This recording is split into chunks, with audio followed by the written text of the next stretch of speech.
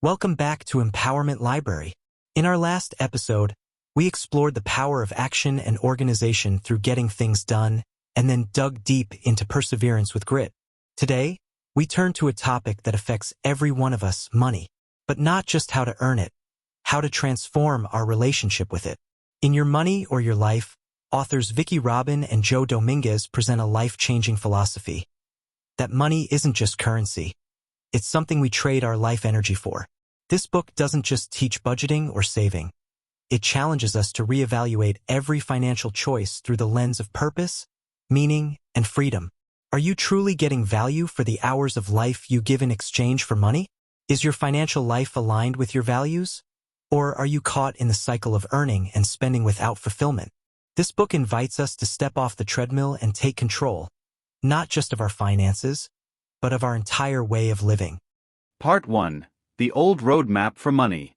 This section reveals how most of us have been following a flawed financial map, one that leads not to peace or purpose, but to stress and endless chasing.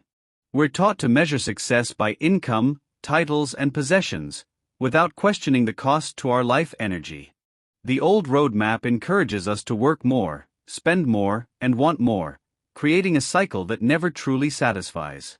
In these chapters, the authors challenge us to look closely at where our money goes, what it means, and whether it's really worth it. This part is about waking up and realizing there is another way to live. Chapter 1. The Money Trap. The first chapter introduces the central problem: our relationship with money is broken. Most people are trapped in a cycle of earning, spending, and debt, mistaking consumption for happiness. The authors call this the old roadmap, a mindset where success is measured by income, possessions, and status, even if it comes at the cost of personal freedom or peace of mind. We work long hours, often in jobs we don't love, to buy things we don't need, hoping it will make us feel fulfilled. But it doesn't. This chapter urges us to wake up and ask a powerful question: what are we really trading for money? Time, energy, health, and even our relationships.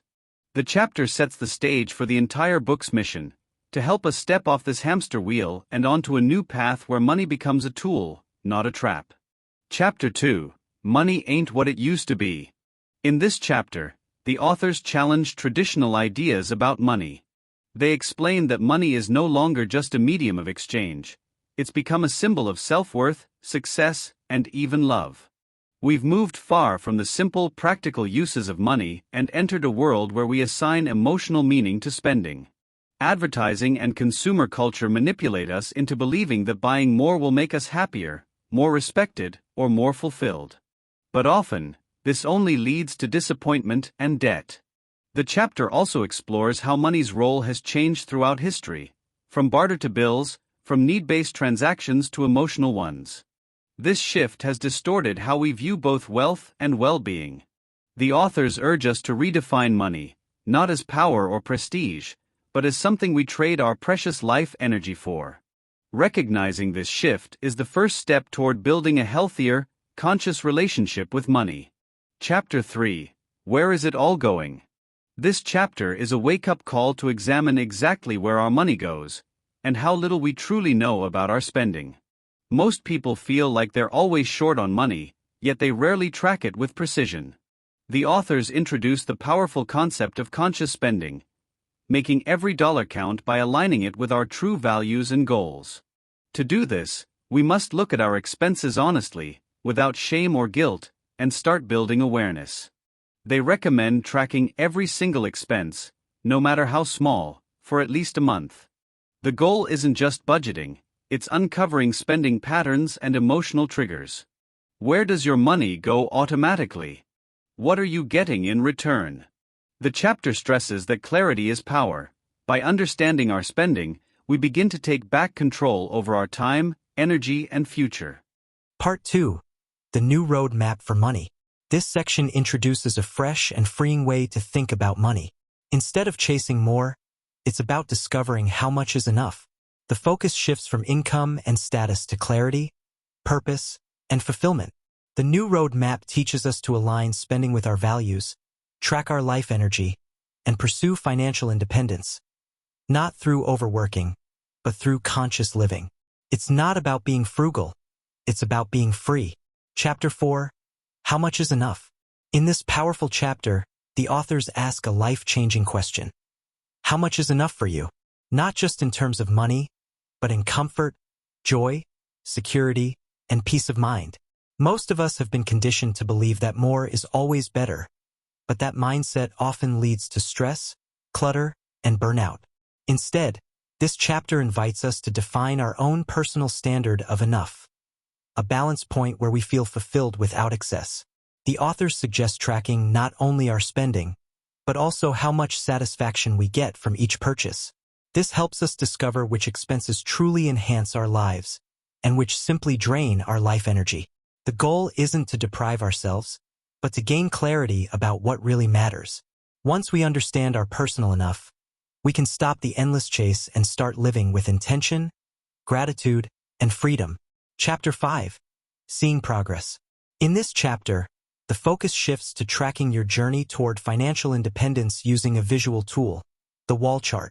This simple yet powerful graph shows the relationship between your income, expenses, and savings over time. By charting these figures monthly, you begin to see trends, patterns, and most importantly, progress. This progress becomes a source of motivation, clarity, and control. The authors emphasize that seeing progress visually transforms how we relate to money. It no longer feels vague or overwhelming. It becomes measurable and empowering. The wall chart makes financial growth tangible, helping you stay focused on your goals while celebrating small wins. Over time, it reveals how much closer you're getting to living freely, on your terms, by spending less, saving more, and investing your energy wisely. It's not just about numbers, it's about direction. Chapter 6. The American Dream on a Shoestring? This chapter challenges the mainstream version of the American dream, which often equates success with owning more big homes, new cars, and constant upgrades. But the authors show that you don't need wealth to live richly. They share real-life stories of people who found joy, fulfillment, and even luxury by living simply and intentionally. The key is redefining success not as consumption, but as freedom and alignment with your values.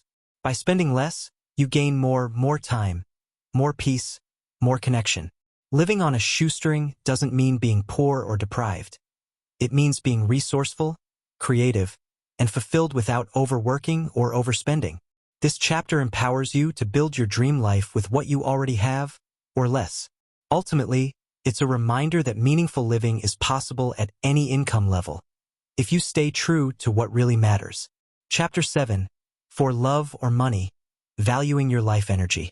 This chapter dives deeper into the heart of the program, life energy, the time and vitality you trade to earn money. The authors urge us to stop thinking of money as just numbers and start seeing it as hours of our life. Every dollar you spend represents a portion of your precious, limited time on Earth. This simple shift in perspective helps you make wiser, more meaningful financial choices. Chapter 7 also explores how our spending habits often reflect unconscious beliefs or emotional gaps. We may buy things for approval, comfort, or status, but end up feeling emptier. The key is to pause, reflect, and ask, is this purchase really worth the life energy it costs me? When you value your time more than possessions, your priorities naturally shift. You start to choose authentic joy over impulse and freedom over illusion. This chapter is a call to reclaim your power, live with intention, and spend not just money, but your life wisely. Part 3. Putting it all together. This final section brings everything into focus. It's where all the mindset shifts, tracking tools, and life energy awareness from earlier chapters come together into a clear, actionable path toward financial independence. Part 3 shows how your money choices can now align fully with your values and goals. You'll learn how to recognize the crossover point, when your investment income can cover your living expenses. But beyond money, this part is about designing a life that feels rich in time, meaning, and purpose. It's the ultimate guide to living deliberately, not just working endlessly. Chapter 8. The Crossover Point. Chapter 8 introduces one of the most empowering concepts in the entire book, the crossover point. This is the moment when your monthly investment income becomes equal to or exceeds your monthly expenses. In other words, your money starts working for you, and you no longer need to trade your life energy for a paycheck. The chapter emphasizes that financial independence doesn't require millions. It requires clarity, discipline, and alignment between spending and values. Through graphs and tracking, you can see your financial trajectory and calculate exactly when you'll reach this point. The crossover point transforms money from a source of stress into a symbol of freedom. It's a goal that brings motivation, focus, and peace of mind, because once you reach it, work becomes optional, not mandatory. It marks your transition from surviving to truly living. Chapter 9. Now that you've got it, what are you going to do with it? This final chapter explores life after reaching financial independence. Once your needs are met without depending on a paycheck, the question becomes, what gives your life meaning now? The authors encourage you to reimagine your purpose, contribution, and joy outside the framework of a 9-to-5 grind. Financial independence doesn't mean doing nothing, it means doing what truly matters to you. Whether it's creative projects, service to others, or simply rest and reflection, this chapter reminds us that life energy is precious, and now you have full control over how you spend it. It also cautions against slipping back into old consumer habits or fear-based hoarding. Instead, live intentionally, generously, and with gratitude. True wealth, it says, lies not in money, but in freedom, purpose, and fulfillment. The 9 steps to transforming your relationship with money. Your Money or Your Life lays out 9 powerful steps to take control of your finances and reclaim your life energy. Step 1. Make peace with your financial past by calculating everything you've ever earned. Step 2. Track every penny you spend to build awareness of your habits. Step 3. Categorize spending monthly to understand where your money is really going. Step 4. Calculate your real hourly wage, including all the time and costs tied to your job. Step 5. Evaluate each expense. Is it worth the life energy it costs? Step 6. Create a monthly wall chart showing income and expenses to visualize progress. Step 7. Identify your crossover point, when investment income can cover your needs. Step 8. Build a financial cushion and invest for long-term independence. Step 9. Live a fulfilled life with purpose, meaning, and enough. No more, no less. These steps guide you to financial freedom, not just in numbers, but in spirit. Your Money or Your Life isn't just a book. It's a blueprint for reclaiming your freedom. It teaches us to stop trading time for money blindly, and instead align our spending with our deepest values. Through practical steps and profound insights, it empowers us to break free from consumerism, track our life energy, and move toward financial independence. Not as an escape from life, but as an invitation to live more fully. Whether you're buried in debt or simply seeking clarity, this book shows you that true wealth isn't about having more. It's about needing less and living with purpose. Next up is a game changer, Essentialism. The Disciplined Pursuit of Less by Greg McKeown.